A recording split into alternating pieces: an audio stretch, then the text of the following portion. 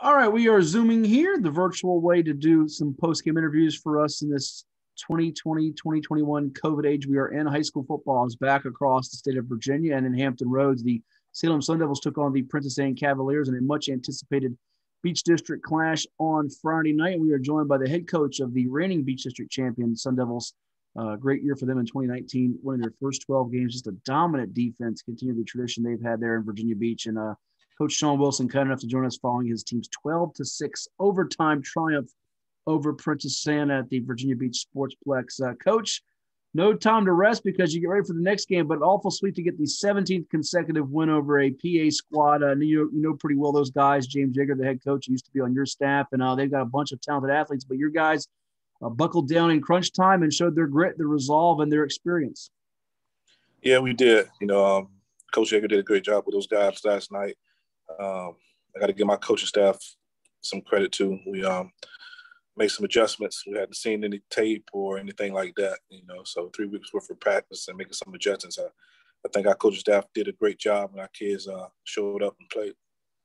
Let's talk a minute before we get to the game and some of the key contributors. Just all that you've had to do protocol-wise and getting ready for the season. I know we spoke briefly on Friday night after the game on the telephone, and basically – it's like, man, this isn't your normal conditioning and off-season preparation. We're here in February now. It was raining pretty significant last night. And you, as many other coaches have expressed, boy, this is going to be very tricky for us because we've got to, move along carefully here. Give me kind of your thoughts on how you guys navigated the past couple of weeks here as we transition from the end of winter sports, beginning before fall sports here, and you guys getting this abbreviated season to get underway.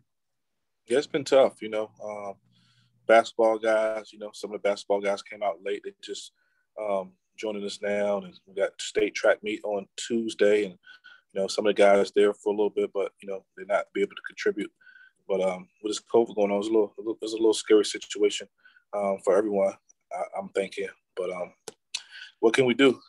We try to stay as safe as we can, and try to prepare the best we can, and try to get a win, go 1-0 each week. So, like I said, I'm a little nervous about the situation, but the kids are enjoying themselves, the coaches are enjoying themselves, and we're getting the job done.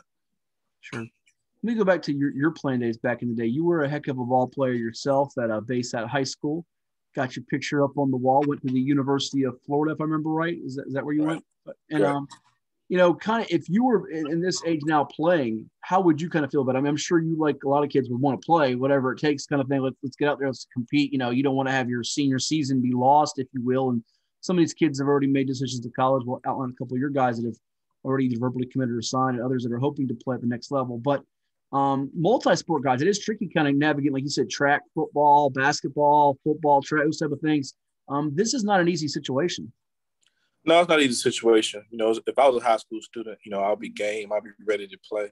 But as an older adult, you look at your parents, and, you got to go home and see them, and, your grandparents and aunts and uncles that's a little older, and they might not be able to survive the COVID like a younger person could. So that's what worries me. As it should. I mean, we all want to put safety upmost, first and foremost, and our loved ones. That's what matters, because there's certainly life after the football game ends. For you guys against this Princess Anne team, another thing I brought up to a couple of coaches is, how much are you looking at last year's film? I mean, I know you guys had some 7, at least they had some 7-on-7 work, maybe not so much you guys, but how do you get ready for not having your normal, trading film scrimmages, those type of things? Because it's got to alter some of that preparation, does it not? Yeah, I don't think we could go by was what we saw last year. And what we saw last year was nothing that we saw on last night.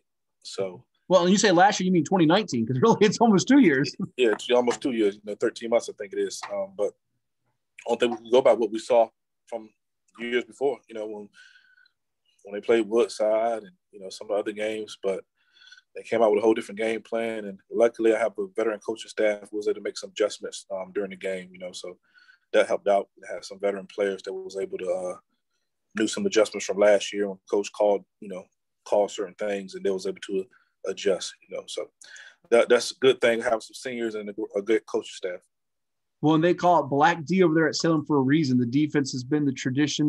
Before you got to Robert Jackson, you came in with him after your time at Green Run as the head coach, and you've continued that along with Jeff McGowan, your D coordinator there, and you guys played just lights out on that side of the ball to hold that offense as explosive as Princess Anne is, as you well know, to just one touchdown and pretty much limit their big game playmakers. I know Tyshawn Chapman ended up with more than 100 yards from scrimmage, but you did let him dominate the game like he's done in a couple of games back in 2019 when they got victories over Kellum and Lansdowne and some other teams. To speak to what kind of the fundamental things are. I mean, you're going to tell me it's about tackling, knowing your keys, being in the right position, but how you guys get ready for a team that can take a quick hitch and go 70, 80 yards in the blink of an eye, and you didn't let that happen. It's just a mentality, just a mentality that we preach about Black D, being relentless, being physical, and knowing your assignments and playing fast and having fun. So that's the base that we tell them, and that's basically it. We don't want to get up any yards, but we'll bend, but we don't want to break. So that's the motto we go by. And the next man up, got to have other players that can step in and not give up big plays as well. So we always working on that too deep. Mm-hmm, and for sure, you bent a little bit, did not break. It's a few big red zone stands, and you got several key contributors on that side of the ball. Two that stand out to me, and we'll get to some other guys. Isaiah Henderson, who I believe is headed to Air Force to play his college football. Zamarion Harrell, who I think is going to Coastal Carolina, and what a steal he is for them, as is Henderson potentially for Air Force. I had both of those guys with at least 8 tackles. They combined for about 5, 6, 7 tackles for loss. Tell me more about these two young men. And we actually had a chance to speak with Isaiah Henderson on our radio show on ESPN 94.1, and just a really intelligent young man, humble, hardworking kid. Yeah, Isaiah's been with us for 4 years, so he knows everything about the defense, and he's been a big contributor on the offense side of the ball as well, so hate to see him go, but I'm glad he got a scholarship and going to play college for free and be able to get a college degree. So, I'm proud of him. He's done everything as a Salem Sun Devil that he's supposed to, led in the right way. He don't get any trouble. He got great grades, and so he's just a good, humble football player. So I hate to see him leave, but I'm glad to see that he got the scholarship and he's going to be playing on the next level. Yeah, and him and Zamarion are similar in terms of their impact and leadership qualities, if you will, but they kind of complement each other pretty well out there. And Zamarion had some really hits last night throughout the ball game. Yeah, Zamarion's very physical, man. He's always giving those big hits, so we look forward to that when we watch film, you know what I mean? So, like I said, Zamar's a great guy too, great football player, very, very physical. He contributes on both sides of the ball as well, so they do the things they supposed to do. I'm glad they came back and played their senior year. They could have opted out, but they're Salem Sun Devils, and I'm glad to have them on my team. Yeah, something that stood out to us, both Coach Darnell Moore and me on the Facebook Live broadcast, was you used both of those guys. Something you told me about a couple of years ago on offense, kind of use them at tight end, each side, use them in blocking situations. And it helped your run game quite a bit because you're breaking in a new running back. Juwan Johnson got a boatload of the carries last night. Kellon Black now, James Madison. You also lost Lex Henry, who had that great play to win your regional semifinal against Woodside. So, I mean, those guys were integral. They don't really come off the field at all. Even Zamarion did some punting as well. Right. Punter was out last night, had a little hamstring problem. But like I said, he's a versatile player. He's punted for us before, and he was able to get the job done last night. Punts wasn't too great, but he hasn't had a whole bunch of practice on in the last 3 weeks, So, like I said, we'll figure things out. We'll get better on offense and defense and special teams. But, those tough. Prince Anne got a good football team and get prepared for them in, 18 days – and been out 13 months, so we had a tough task at hand. Yeah, I'm going to get your thought in a moment on some of the differences in the schedule, if you will, for the Beach this year, and to no fault of anybody, just the way it's kind of structured for the postseason. But a couple more guys I want to ask you about. Dante Ponder. Did not know a lot about him before last night. He had about 8 or 9 tackles, was all over the field. And a guy, I remember you bringing up to me a couple years ago, you said, Matt, watch him, he could be a player. Kamar Carter Gatlin didn't have the glossiest of stat lines, but boy, he's an impact jack of all trades guy for you, isn't he? Yeah, Kamar and Dante Ponder. Kamar started for us a little bit last year in the slot, and he also played some free safety for us last year. So he put on a couple of pounds. We moved him down to a backer. He did a great job for us last night as well. And Dante Ponder, he played a little JV for us last year. Very physical football player. So he practiced with us last year. He knew what was expected of him this year with Anwar leaving. I think he's wearing number 12, so he got to replace him. We told him we need him to play like Anwar did. So he did a great job last night. He's not going to do anything but get better as well. And for those who know, Anwar Sparrow, Beach District Defensive Player of the Year a couple years ago. He's now at Syracuse playing his college football. That's correct. In the ACC. Saquon Miles for you at quarterback. Tell me about his development. Some here for you. I know he can run it. And last night, game-winning touchdown. He had both touchdowns for you and getting it done in overtime for you. Kept his composure as it got a little tight there down the stretch. Didn't show any frazzle at all. Yeah, like I said, we want to throw the ball a little bit more, but it was raining. We'd rather just play a safe game than have turnovers, the ball going all over the place. And like I said, we didn't do 7-on-7.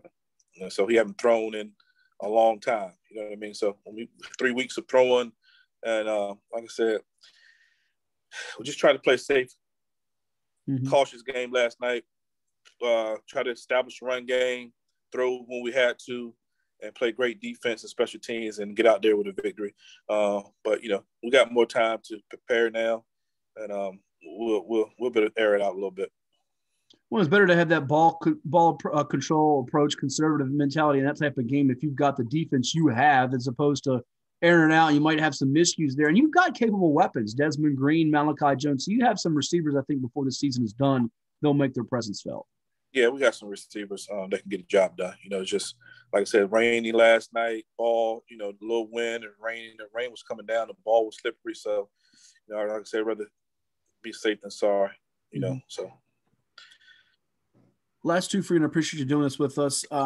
The schedule this year, it's so strange and funky in a lot of ways. You're playing 5 or 6 games. I think one team, maybe Bayside, has 6 games, but basically it's a half schedule. There's 4 rounds of the playoffs as opposed to 5, and that affects everyone from the standpoint of only the top 4 are going for Region 5A, not the top 8 like we've seen in years past. So you're not going to see teams below 500 making the playoffs, particularly in Region 5A where it's a gauntlet. You got the reigning state champs in Maury. You had Indian River and Deep Creek play a really good game on a Saturday afternoon that Deep Creek rallied to win to move to 2-0. So the Beach might only get 1 spot. And by the way, Woodside is lurking there in the peninsula. They haven't started their season yet.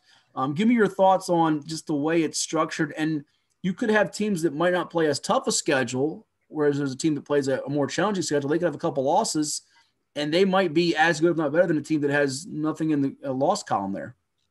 Yeah, man, I'll be honest with you, I haven't really thought about that at all. Okay. We just try to go 1-0 each week. And if we can go 1-0 each week, that means we'll be in the playoffs. So that's what we focus on. I don't look who's on the schedule, except for the next person. I can't tell who we play. After Talwood, I can't even tell you right now who that would be. So, that's how we go about it. Like, I don't know about anything about the schedule, who's anyone's playing, about the playoffs. I don't know. As long as we keep winning, we'll be in there. So that's all I know about that. Well, and we had a game today. Unfortunately, Oscar Smith Great Bridge was canceled due to COVID protocols. We're going to try to make it up. But I hear coaches like yourself say all the time about 1-0, one game, one day at a time. It's never more true than during this COVID-19 pandemic, because you really can't worry about what's in front of you on Thursday or Friday if you don't take care of the next day, if it's Monday and you're on a Sunday. That's right. That's correct. So you got to take care of this week before we can move on to the next week. Whatever falls in place, that's what it is. So that's always been our motto. Like I said, when we get to the playoffs, it's going to be the winners. The winners are going to be there. So that's just the basic bottom line to that. Well, I'll get you on this final one there without giving away all the coaching secrets, which you wouldn't do anyway. Tell me what you see in Tallwood. They've got a really good back in Gunnar White. Give me your thoughts on that matchup and a team that's certainly going to be hungry coming off a tough loss to Lansing. That was a scoreless game going into the fourth quarter. They fell 13-0. But you've had some pretty good battles with John Keppel's Lions in recent years here. Yeah, like I was watching tape. I've been watching some film. I'll watch some more tomorrow, breaking them down. But they got so they got some big guys. They're always athletic. Got an athletic quarterback. They got Hunter, Gunner. They got, good little running back. They have some receivers. I can't really tell how big they are and how fast they are because of the field conditions last night. But, we got some work to do. Like that's every week in the Beach. You can't take anyone for granted. So, like I said, we'll watch tape some more and get prepared Monday through Thursday and be ready for them on Friday night. 14 consecutive wins against Beach District foes and counting for the Salem Sun Devils, who look to keep it rolling here with Tallwood coming up this week as the calendar moves from February to March. Thank you so much, Coach. Best wishes to you guys. Stay safe, and I'm sure we will chat virtually or from a distance in person very soon, all right? I appreciate you and Coach Moore last night, buddy. Thank you. Thank you so much, Coach. That is Shawn All right. Wilson with us here.